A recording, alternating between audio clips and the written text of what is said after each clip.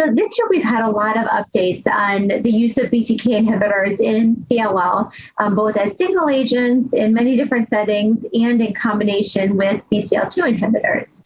So the updates in terms of single agent BTK inhibitor studies, we've seen long-term data from a number of the more mature studies of Ibrutinib and Acalabrutinib. We have seen follow-up at about 6.5 years for patients who were originally treated on the Resonate-2 trial, and that was the study for patients age 65 and older randomized to Ibrutinib versus chlorambucil, which led to the FDA approval of Ibrutinib in CLL. And we see that at 6 years, about 61% of people remain progression-free. So people are continuing to have very durable remissions with that drug for long periods of time in the front line setting.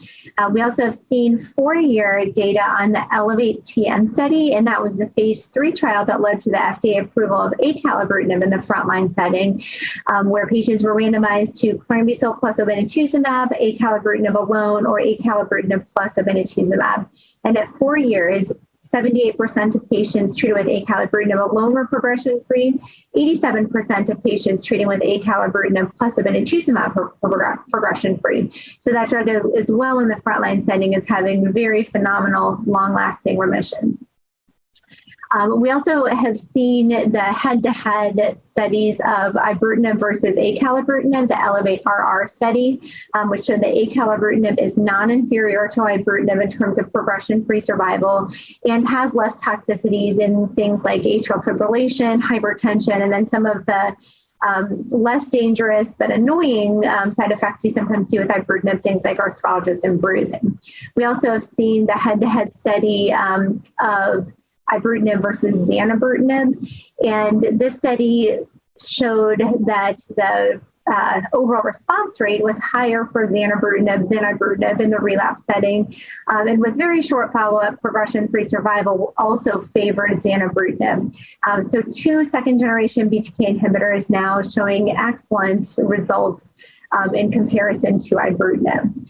We also have seen data from the Captivate fixed duration cohort recently. So this was a study of Ibrutinib plus venetoclax in the frontline setting. This included primarily younger patients and showed very durable high rates of minimal residual disease, undetectable states at the end of 1 year of treatment.